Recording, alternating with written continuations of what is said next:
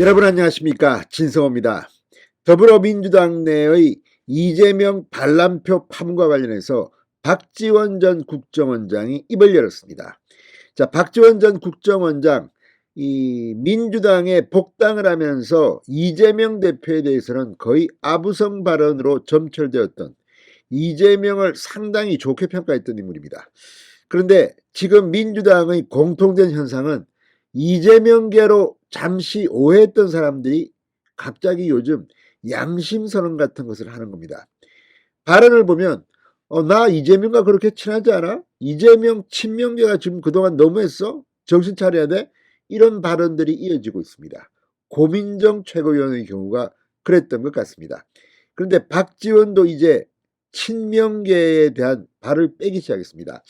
자, 박지원 전 원장이 MBC 라디오에 방금 전 나와 친명계의 뒤통수를 쳤습니다. 지금 민주당은 이재명 반란표 때문에 어수선한데 선거 분위기가 달아오르고 있습니다. 바로 원내대표 선거입니다. 현 원내대표 박홍근 의원입니다.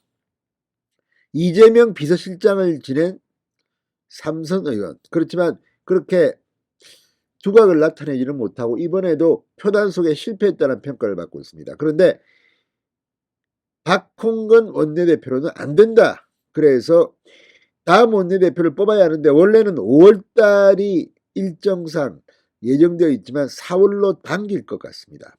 그만큼 지금 민주당 내부 사정은 복잡합니다. 특히 이번에 원내대표가 되는 사람은 이재명 대표 거리시 비대위원장 직무대행을 하게 됩니다. 물론 이 원내대표가 비대위원장 직무대행을 하면서 공동비대위원장을 모셔올 수도 있습니다. 지난번 윤호중 원내대표와 박지원 공동비대위원장 관계가 그랬습니다. 그렇게 하지만 상당히 중요한 자리입니다. 그런데 박지원이 바로 이 자리, 다음 원내대표는 친명계, 이재명과 가까운 인간들은 나오지 마라! 이렇게 못을 박은 겁니다. 왜 그렇게 했습니까? 박지원 역시 내년 선거에서 공천을 노리고 있는 것 같습니다. 박지원은 이번 사태가 오로지 공천 때문에 일어난 것처럼 해석했습니다. 상당히 일리가 있습니다. 자, 그리고 지금 박지원은 네 코가 석자입니다. 문재인 정권의 사람들이 줄줄이 재판에 넘겨지고 있습니다. 자, 지금 문재인 청와대의 노영민 전 비서실장, 그리고 정의용 전 국가안보실장, 서훈 전 국정원장, 김현철 전 통일부 장관, 이 네 사람이 줄줄이 기소됐습니다. 박지원 전 원장, 지금 이번에 기소된 것은 이 북한 어부 강제 북송 사건인데 자기는 지금 서해 공무원 피격 사건에 연루되어 있습니다. 박지원이 또 한마디 했습니다. 문재인 전 대통령도 한마디 하지 않나? 문재인 너도 나서라는 겁니다. 왜 너 침묵하고 있니? 너는 기소 안 되니까 좋니? 뭐 이런 생각은 설마 아닐까요? 아무튼 박지원이 이제 상당히 지금 격앙되어 있습니다. 실제로 강제북송, 어부강제북송으로 지금 저렇게 4명이 줄줄이 기소가 됐는데 지금 나도 수사를 받고 있는데 서해 피격 공무원 사건 때문에 문재인 너는 많으냐? 노무현 김대중 전 대통령이라면 그랬겠느냐? 문재인이 나서라.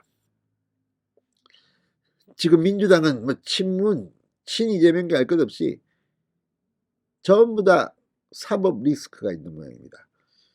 박지원 전 원장의 오늘 MBC 라디오 발언, 이걸 보면 이재명 상당히 앞으로 힘들겠습니다. 진성호의 융단 폭격 시작합니다. 더불어민주당을 융단 폭격합니다. 자, 박지원 전 원장이 방금 전 이재명 선상반란 파문과 관련해서 이재명 대표가 보다 선명하게 저와 가까운 사람은 원내대표 나오지 않는다. 그리고 공천에 대해서 엄격한 시스템 공천을 한다. 이런 얘기를 하는 것이 좋다. 4월 원내대표 선거에 친명계는 나오지 마라. 이런 말을 했습니다. 지금 친명계는 이러다가는 거의 이제 앞으로 당내에서 입지가 없어져서 뭐 몰살되는 거 아니냐 이렇게 위기감을 느끼는 것 같습니다. 이재명 대표가 입단속을 했지만 김남국, 안민석 뭐 지금 계속 나와가지고 떠들고 있습니다. 비명계 이 저급하고 비열하다, 뭐 조직적으로 전환을 돌렸다. 아무튼 이재명 대표 그러면 그럴수록 앞날이 좀 촉촉해집니다. 자, 박지원 전 원장 방금 전 MBC 라디오 김종배의 시선 집중에 나와 전화 위복의 계기를 삼아야 다시 이재명 대표는 국민의 민생을 위해서 또 개혁을 위해서 그리고 의원들과 잘 소통해서 심기일전해서 미래로 나가야 한다.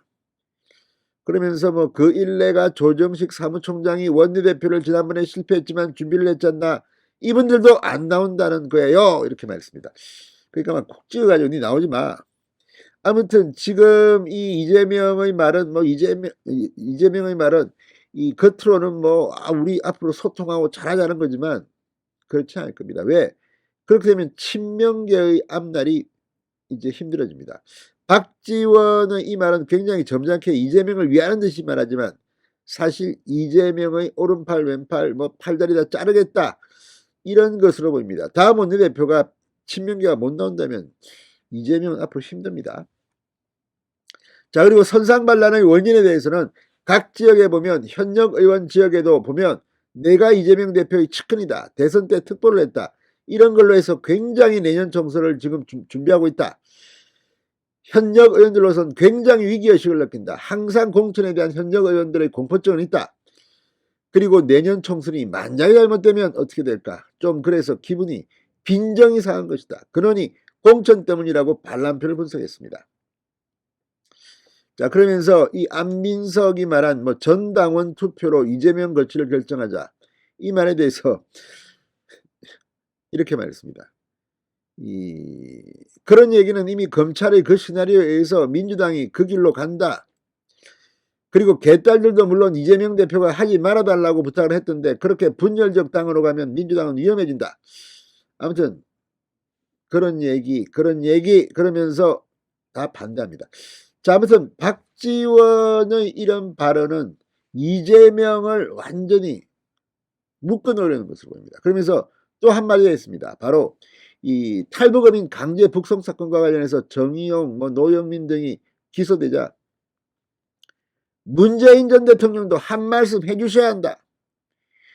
자, 그러면서 지금 저를 비롯한 문재인 정부의 외교안보 라인이 검찰 조사를 받았고 서훈 전 실장은 구속 상태로 기소가 됐다. 대북 문제는 검찰의 시각으로 재단해서는 안 된다. 이건 특수한 것이 있는 것이다. 그러면서 더 원통한 것은 도대체 문재인 정부에서 함께 일하는 사람들이 말 한마디 못하고 있다는 것이다. 나와서 당당하게 얘기해야 한다. 안 하니까 제가 나왔다. 문재인 전 대통령도 한 말씀 해주셔야 한다. 노무현 대통령 같으면 이대로 계셨겠나? 김대중 대통령 대북송금 특검할 때 얼마나 말씀을 하셨나?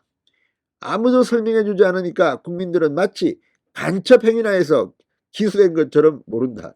아무튼 박지원이 급하긴 급했다 봅니다. 지금 문재인 정권의 이 사건 사람들이 별로 관심이 없습니다. 이재명 대표의 이 사법 리스크 때문입니다. 이재명, 문재인도 한마디 해라.